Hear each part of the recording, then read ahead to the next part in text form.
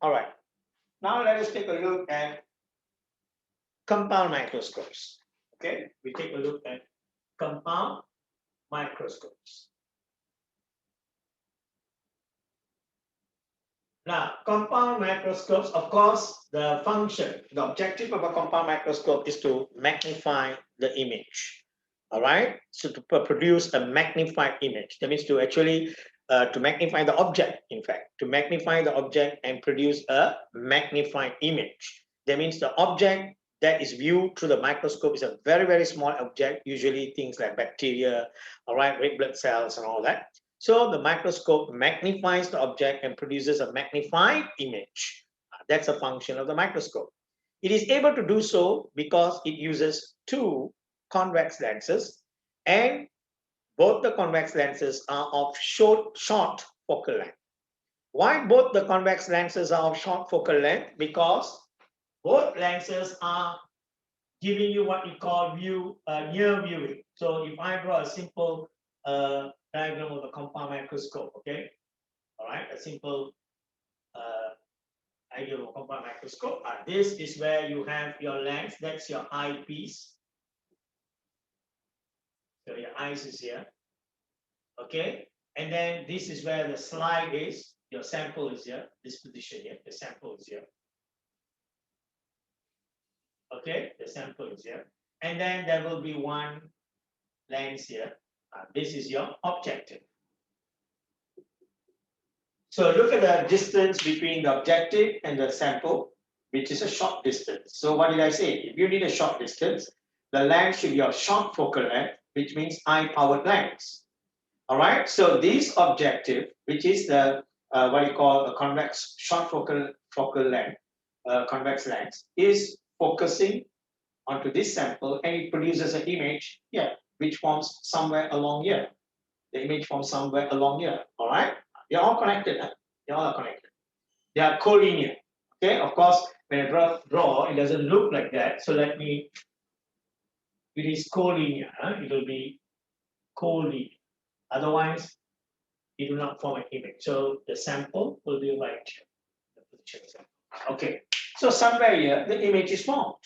So when the image is formed somewhere here, then it gives the opportunity for the second lens, which is your eyepiece, the second lens, to look at that image, which is the object for that. That means the image of this lens is the object of that lens. So that lens looks at the image of this lens, okay, and which is the object for that lens, and forms the next image, which is the final image.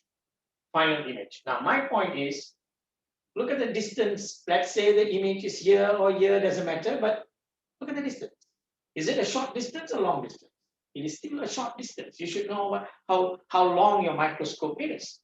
So we are still using what you call, we are still doing a near viewing, which is the object distance is short, and therefore the convex lens you need is still a short focal length, and therefore it's a thick lens. Okay, therefore it is a high power.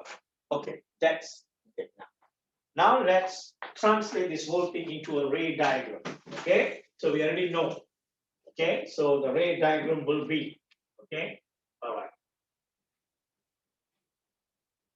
Okay, this is your principal axis. So I'm going to place the first lens here. Okay, that's a convex lens, and that's a short focal length, and I'm going to put it as objective. This is my objective. So the focal length of the objective is, I'm going to say it as FO. Huh? Okay, all right. So that's your objective. Huh? Okay, this is your objective. So let me label that as objective down here. All right, objective, which means the first one. So you have your short focal length. So one focal length would be here, focus on. And then second focal length. Okay, and then this will be somewhere here. Okay, all right. Now, so where, number one, when you're learning this, where should the object be positioned? The object should be positioned somewhere between these two, anywhere between these two. So the object must be positioned here. We'll put a position here. So that's a very important point. So for compound microscope, the object position must be between F, sorry, this is 2F, between F, All right. So if you are using U, then you must say between small f, between f and 2f. If you are talking about point, it must be located between. That means you're not talking about the length between the first focus point and the second focus point. Now, why is this condition necessary? Remember, the idea as a function of a microscope is to produce an image as magnified as possible. So if you want to look at that, technically, the object must be here. Because closer the object to the lens, bigger is the magnification. So why are we not choosing this position? Why are we choosing that position? So one way of looking at it is, you see, we want the image of this to fall somewhere here because our second lens is going to be here. Our second lens, I've not placed the second lens here, but this is where the second lens is going to be. So to enable the second lens to focus and magnify the image of this, it is best the image forms here and not on this side. If the image is on that side, this lens has to see through this lens in order to reach to the object, the image. So what am I trying to say? In other words, I'm trying to say that we need a real image because only a real image will form on this side of the lens. If it's a virtual image, it will form on that side of the lens.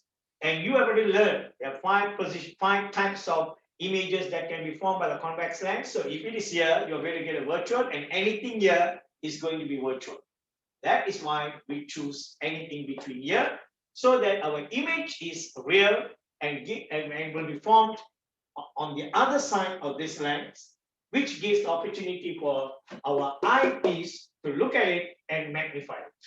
Okay, so that's clear. So we choose that. And of course, we don't choose this and this because that will give you diminished image. So we are still having magnified image.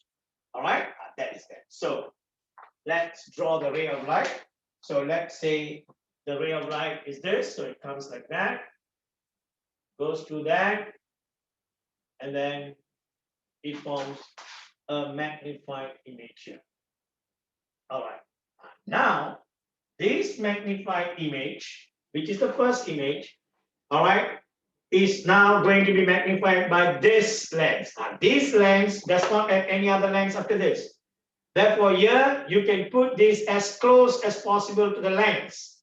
Therefore, here we prefer the condition of U less than focal length of the eyepiece. This is objective. So this is objective. So somewhere that will be the focal length of the eyepiece. So the eyepiece, I'm going to draw something here. Okay. So look at the object distance. That means this is the object for this. Look at the object distance. Look at the focal length of the eyepiece. This is now complying to this because nearer it is more. So this is to get a huge magnification. Okay, now let me continue and finish it up. So roughly, that will add it. So the second ray of light, let me use a different color so that it's clearer for you. Goes in. There you go. There you go. All right. So does the ray of light meet here? No, we all know. So pull it backwards. Pull it backwards. All right.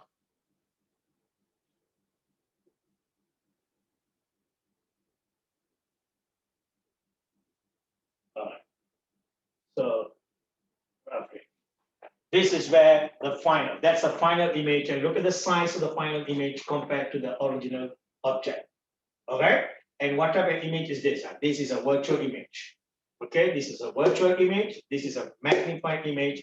And if you are comparing to this, it's upright, but we normally do not compare with this. Normally we ignore this, all right, because this is an intermediate image. So usually comparison is done between this and this.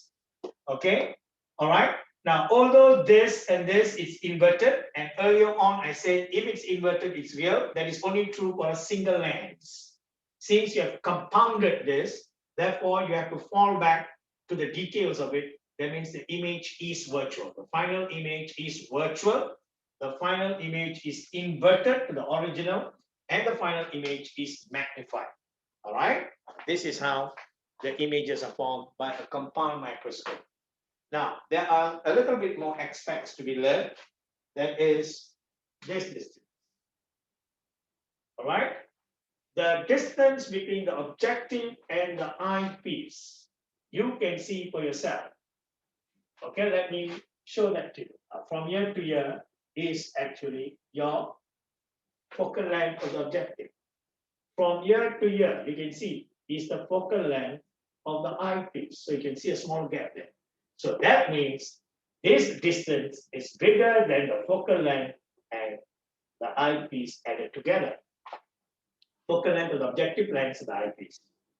Meaning, if I were to give you 8 centimeter, let's say this is, let's say like 5 centimeter, focal length of 5 centimeters. This is focal length of 8 centimeters. 5 plus 8 is adds up to 13 centimeters. Therefore, the positioning of your objective and the eyepiece must be at a distance, a separation distance of more than 13 centimeters. It cannot be 13 and less. It should be more than 13. That is what this dictates to us. That is what this tells us. So this tells us that you cannot place the two lenses at a separation distance of 13 and below.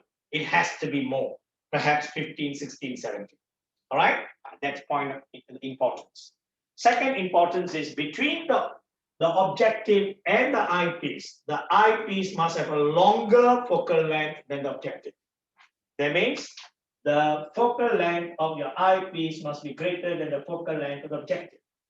The reason is it is easier for this, the first image to comply to this condition. With a longer focal length for this one.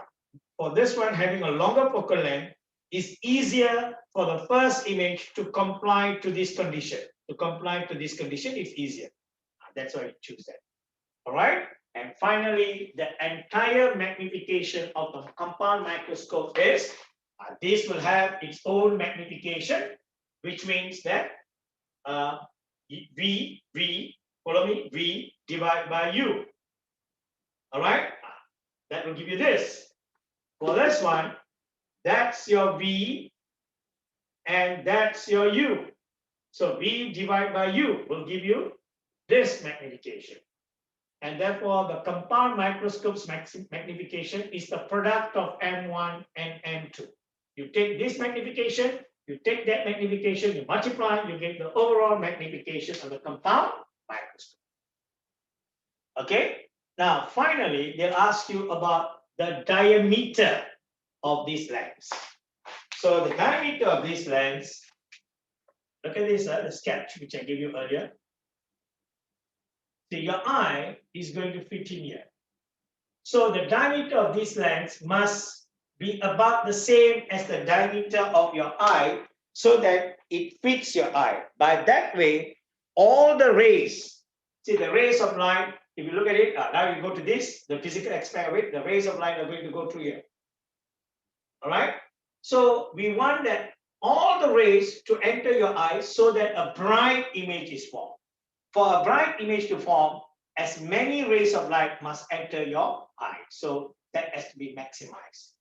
If you use a large diameter, your eye falls here. So you can see technically and physically speaking, some of the ray of light will go like that, which will never enter your eyes. So by that way, the image that is formed will not be so bright. Okay, that is why the diameter of the eyepiece must fit the diameter of your eyes. So we prefer a small diameter that fits the diameter of the eyes. This is all about the compound microscope. Okay, all right. Now tell me, do you understand?